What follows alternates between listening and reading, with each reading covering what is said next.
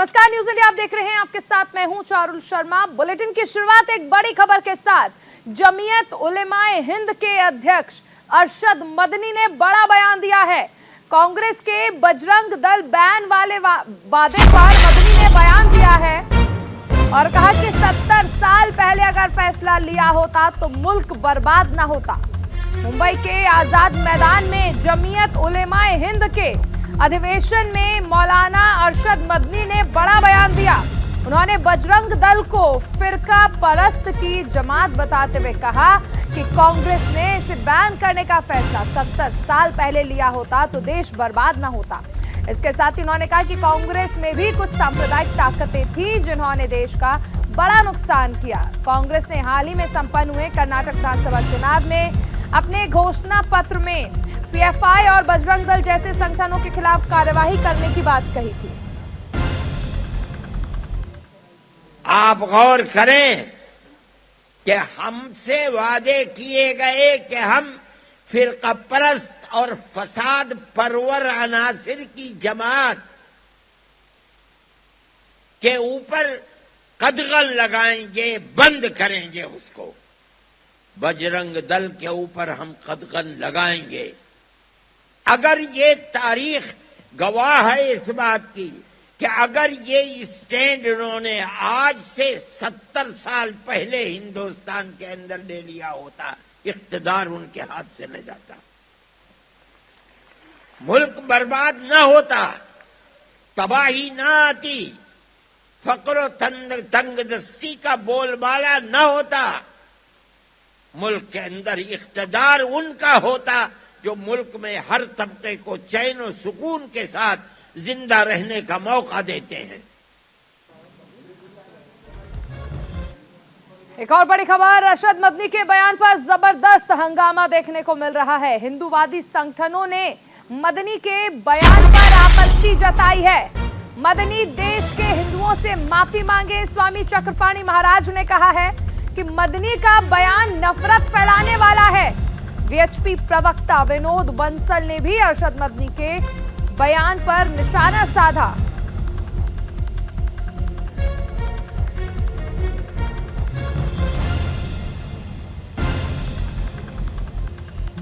बड़ी खबर आपको बताई जा रही है।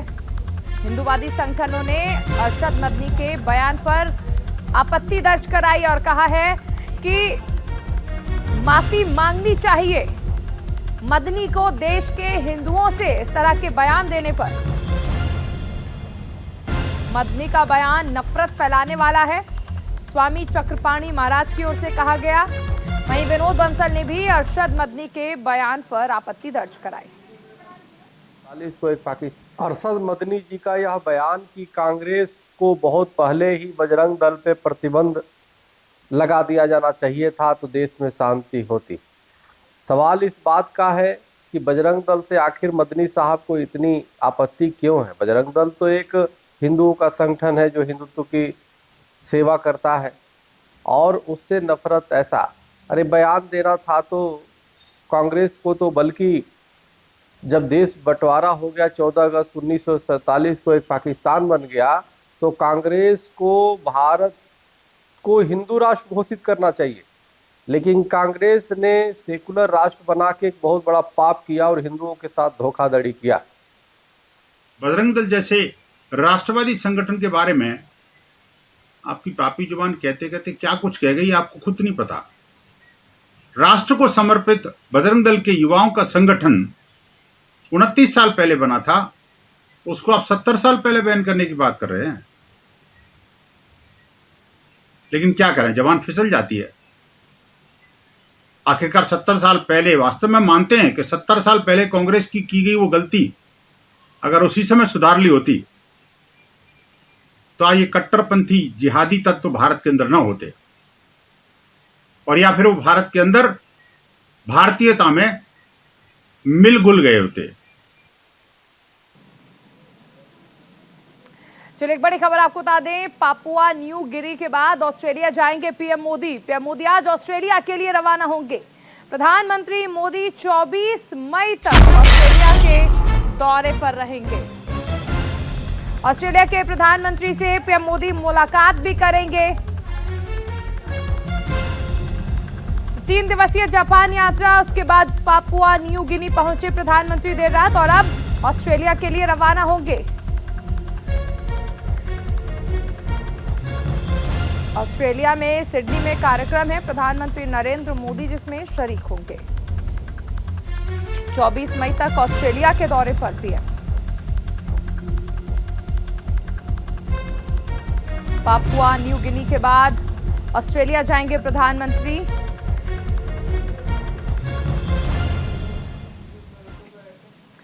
तो चलिए कुछ और जानकारियां देते हैं। प्रधानमंत्री नरेंद्र मोदी ऑस्ट्रेलिया के लिए रवाना होंगे। पीएम मोदी 24 मई को ऑस्ट्रेलिया के पीएम के साथ बैठक करेंगे। सिडनी में एक सामुदायिक कार्यक्रम में भी वो शिरकत करेंगे। ऑस्ट्रेलियाई कंपनियों के कई अधिकारियों से प्रधानमंत्री बातचीत करेंगे। भारतीय समुदाय के सदस्यों को भी संबोधित करेंगे प्रधानमंत्री नरेंद्र मोदी, जिस दौरान वो ऑस्ट्रेलिया में मौजूद रहेंगे। 24 मई तक का प्रधानमंत्री नरेंद्र मोदी का ये ऑस्ट्रेलिया का दौरा है। सबसे पहले वो जापान पहुंचे थे। जापान में 3 दिवसीय जापान का दौरा था, जहां पर वो G7 शिखर सम्मेलन में शिरकत करते हैं।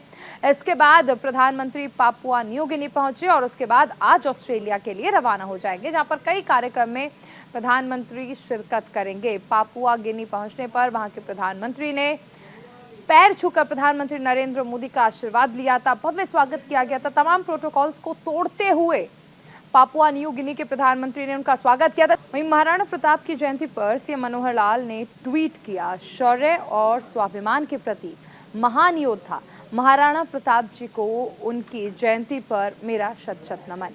उनकी वीरता, त्याग, पराक्रम और दृढ़ प्रण की गौरव गाथाएं सदा हमें प्रेरित करती रहेंगी। सीएम मनोहर लाल खट्टर का ये ट्वीट। सीएम मनोहर लाल का ये ट्वीट आप देख सकते हैं। महाराणा प्रताप जयंती पर उन्होंने ट्वीट किया है, महान योद्धा को उनकी जयंती पर मेरा शत शत नमन।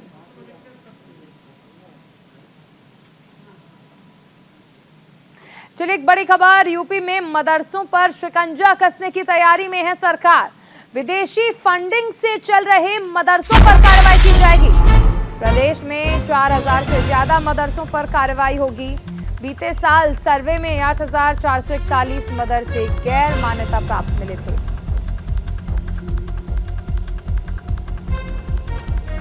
यूपी में मदरसों पर शिकंजा कसने की तैयारी में है सरकार। विदेशी फंडिंग से चल रहे मदरसों पर कार्रवाई होगी। प्रदेश में 4000 से ज्यादा मदरसों पर कार्रवाई करने की बात सामने आ रही है। बीते साल सर्वे कराया गया जिसमें 8441 मदरसे गैर मान्यता प्राप्त मिले थे।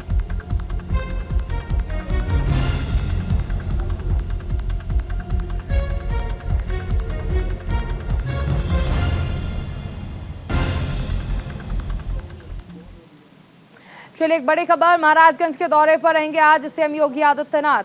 धार्मिक अनुष्ठान कार्यक्रम में भी वो शामिल होंगे। नवनिर्मित शिव मंदिर में प्राण प्रतिष्ठा करेंगे। कार्यक्रम स्थल को फूल मालाओं से सजाया गया है। प्रशासन ने सुरक्षा व्यवस्था चाक चौबंद कर दी है। महाराजगंज के दौरे पर रहेंगे सीएम योगी आदित्यनाथ। तो सीएम योगी आदित्यनाथ का कार्यक्रम है। सीएम योगी आदित्यनाथ धार्मिक कार्यक्रम में हिस्सा लेंगे। मुख्यमंत्री का हेलीकॉप्टर सुबह 11:30 बजे पहुंचेगा।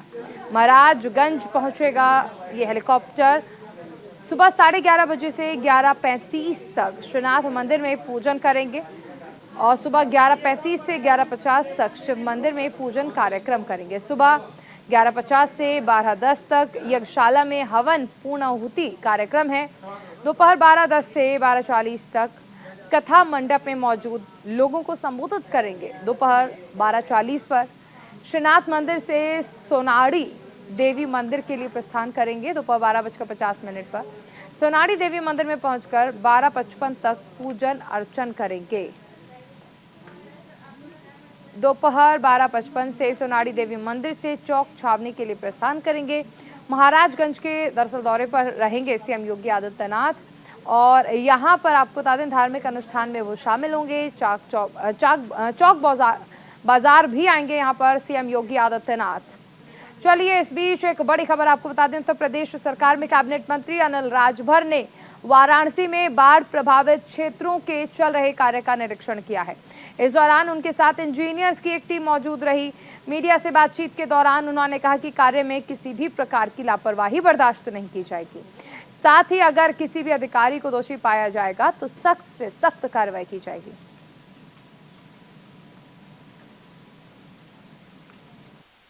जनता का पैसा है, जनता के लिए मुख्यमंत्री जी ने भेजा है, और अगर उसमें कोई भ्रष्टाचार करने का प्रयास करेगा तो किसी भी सूरत में योगी जी की सरकार में ऐसे लोगों को क्षमा का कहीं कोई बात ही नहीं है। उनके खिलाफ सख्त कार्रवाई का प्राविधान हमेशा से मुख्यमंत्री जी ने करके रखा है, और जहां कहीं भी इस तरह की गलती चाहे कोई ठेकेदार किया हो, चाहे किसी अधिकारी ने किया हो, तो उनके खिलाफ कार्रवाई भी हम लोगों ने किया है।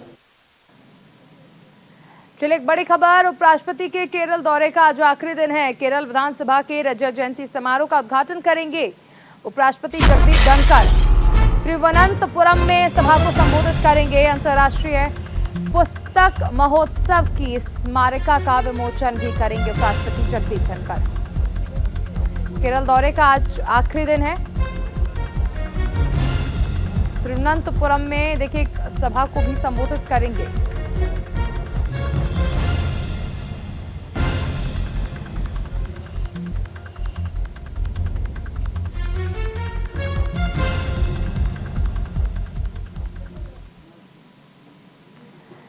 तो चलिए कुछ और जानकारियां देते हैं उपराष्ट्रपति के केरल दौरे से जुड़ी हुई। जगदीप धनखड़ केरल दौरे पर हैं और ये उनका आखिरी दिन है आज केरल दौरे का। केरल विधानसभा के रजत जयंती समारोह का उद्घाटन करेंगे। तिरुवनंतपुरम में रजत जयंती समारोह में सभा को संबोधित करेंगे। अंतर्राष्ट्रीय पुस्तक महोत्सव की स्मारिका का भी विमोचन करेंगे। भारतीय नौसेना अकादमी इझीमाला भी जाएंगे उपराष्ट्रपति जगदीप धनखड़। भारतीय नौसेना अकादमी में कैडेट्स के साथ बातचीत भी करेंगे। भारत के किसी भी उपराष्ट्रपति की आईएनए की ये पहली यात्रा होगी। आज उपराष्ट्रपति जगदीप धनखड़ के 2 दिवसीय केरल दौरे का आखिरी दिन है। बता दें कि आज उपराष्ट्रपति तिरुवनंतपुरम में केरल विधानसभा के रजत जयंती समारोह का उद्घाटन करेंगे, सभा को संबोधित भी करेंगे और केरल विधानमंडल अंतर्राष्ट्रीय पुस्तक महोत्सव 2030 की एक स्मारिका का विमोचन करेंगे। विधानसभा भवन का उद्घाटन 22 मई 1998 को पूर्व राष्ट्रपति KR नारायण द्वारा किया गया था। उपराष्ट्रपति उसी दिन बाद में भारतीय नौसेना अकादमी INA कन्नूर जाएंगे, जहां वो कैडेट्स के साथ बातचीत करेंगे। भारत के किसी भी उपराष्ट्रपति द्वारा INA की ये पहली यात्रा होगी। और इसी के साथ इस बुलेटिन में फिलहाल इतना ही। आप बने रहिए न्यूज़ इंडिया के साथ।